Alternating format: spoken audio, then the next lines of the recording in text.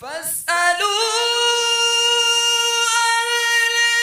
الذكر إن كنتم لا تعلمون۔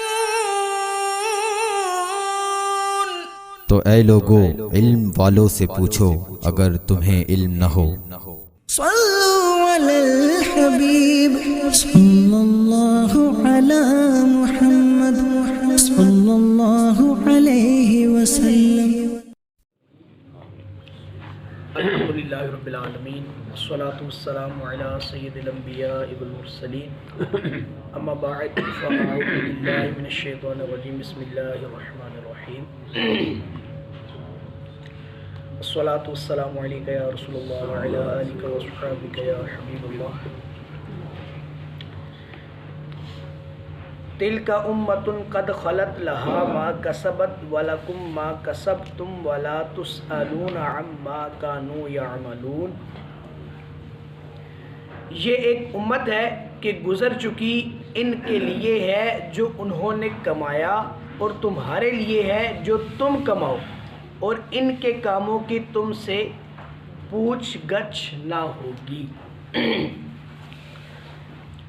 یہودیوں کی ایک عادت تھی کہ جب وہ رسول اللہ صلی اللہ علیہ وسلم کی بارگاہ میں بیٹھتے، ان سے کوئی بات چیت کرتے، ان کے صحابہ سے بات کرتے، جب وہ دلائل پر عاجز آ جاتے، سرکار چونکہ قرآن شریف کے سے دلائل دیتے کہ بھئی تم اس وجوہات کی بنا پر غلط ہو، تو جب وہ دلائل سے عاجز آ جاتے تو وہ کیا کہتے؟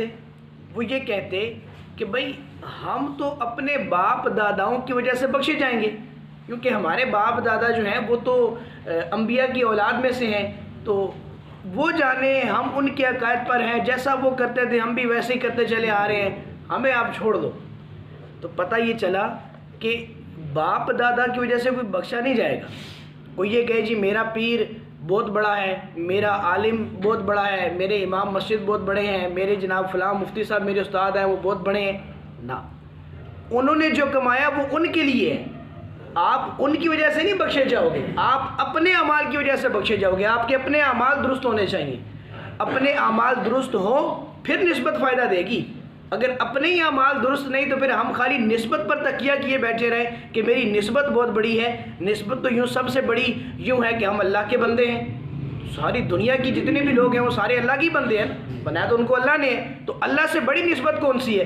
لیکن اللہ اس کے باوجود بھی کئی کافروں کو جہنم میں ضرور بھیجے گا، کیونکہ وہ کافر ہیں، وہ اللہ کے پیارے محبوب کو نہیں مانتے۔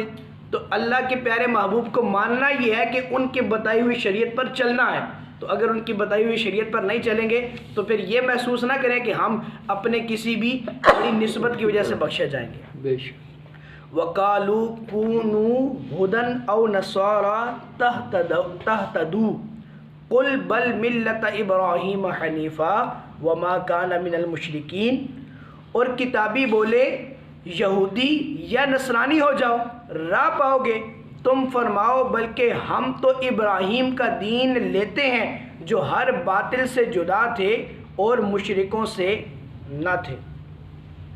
حضرت عبداللہ بن عباس رضی اللہ تعالیٰ عنہما نے فرمایا کہ یہ آیت یہودیوں اور نجران کے عیسائیوں کے حق میں نازل ہوئی کہ وہ جب بھی کسی سے ملتے تھے تو یہودی کہتے تھے کہ بھائی تم یہودی ہو جاؤ بخشے جاؤ گے، عیسائی جب ملتے تھے تو وہ کہتے تھے بھائی عیسائی ہو جاؤ تو بخشے جاؤ گے۔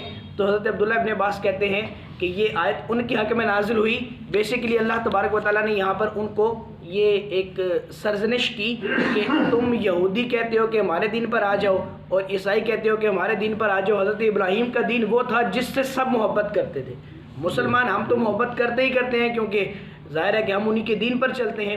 یہودی اور عیسائی بھی ان پر متفق تھے، عیسائی کہتے تھے کہ ہم دین ابراہیمی پر ہیں، یہودی کہتے تھے کہ ہم دین ابراہیمی پر ہیں۔ تو اللہ کے محبوب علیہ السلام نے فرمایا کہ اگر تم ان کے راہ پر ہو، تم ان کے دین پر ہو، تو پھر وہ تو مشرکوں میں سے نہیں تھے، وہ تو شرک نہیں کرتے تھے، پھر تم کیوں شرک کرتے ہو؟ یہودی جو ہے وہ شرک یوں کرتے ہیں کہ حضرت عزیر کو اللہ کا بیٹا کہتے ہیں، اور عیسائی جو ہیں وہ حضرت عیسیٰ کو اللہ کا بیٹا کہتے ہیں، جبکہ یہ دونوں کام جو ہیں وہ مشرکانہ کام ہیں۔ اللہ تبارک و تعالیٰ کسی کا بھی بیٹا نہیں ہے، نہ اس کا کوئی بیٹا ہے۔ یہ جو عقائد ہم نے سنے ہی تھے، تو اللہ تبارک و تعالیٰ ایسی صفات سے پاک ہے، اس لیے وہ مشرکوں میں سے حضرت ابراہیم کا دین جو ہے وہ مشرکوں میں سے نہیں تھا۔ قولوا آمنا باللہ وما انزل الینا وما انزل الی ابراہیم و اسماعیل و اسحاق و یعقوب والاسباط وما اوتی موسیٰ و عیسیٰ وما اوتی النبیون من ربہم لا نفرق بین احد منہم ونحن لہ مسلمون۔ اور یوں کہو، یہاں پر اللہ ہمیں بظاہر تو اپنے محبوب کریم سے خطاب فرما رہا ہے، لیکن یہ ہم سب کے لیے ہے کہ ہم کیا کہیں۔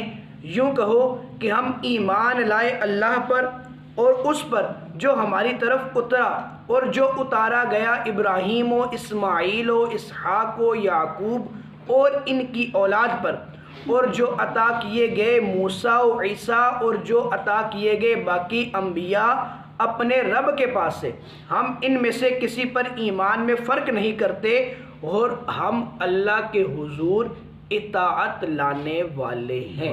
سبحان اللہ۔ یہاں اللہ تبارک و تعالیٰ نے ایمان کی بعض چیزیں، بعض نشانیاں بتائیں کہ ہم نے ایمان کیسے لانا ہے۔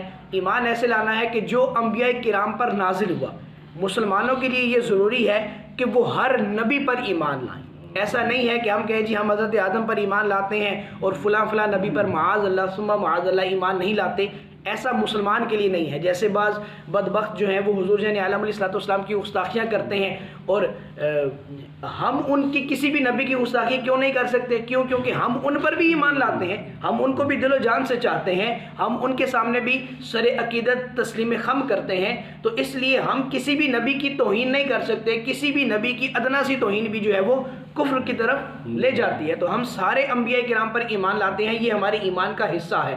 اور ایسے ہی اس میں ایک بات یہ بھی یاد رکھنی چاہیے کہ عموماً لوگ کیا کہتے ہیں جی 1,24,000 انبیاء تشریف لائے، ہم ان کی تعداد مختص نہیں کر سکتے۔ کیوں؟ اس لیے نہیں کر سکتے کیونکہ ہمیں کسی بھی حدیث میں، قرآن کی کسی بھی آیت میں یہ تعداد کنفرم بتائی نہیں گئی کہ اتنے ہی انبیاء تشریف لائے۔ کیونکہ اگر ہم یہ تعداد مختص کریں گے تو اگر اس میں سے ایک نبی کم ہوا یا ایک زیادہ ہوا تو ہم نے ایک غیر نبی کو نبی مان لیا۔ اگر تعداد کم ہوئی تو 1,24,000 اگر ہم تعداد پوری کریں گے تو ایک غیر نبی کو ہم نے نبی مان لیا، تو یہ بھی غلط ہے کہ کوئی بھی غیر نبی جو ہے وہ نبی نہیں بن سکتا، اس کی نبوت کو ہم نہیں مان سکتے۔ ایسے ہی اگر اس سے زیادہ ہوا تو ہم نے بعض انبیاء کی نبوت کا انکار کر دیا۔ تو اس لیے محتاط طریقہ کیا ہے؟ یوں کہا جائے کہ کم و بیش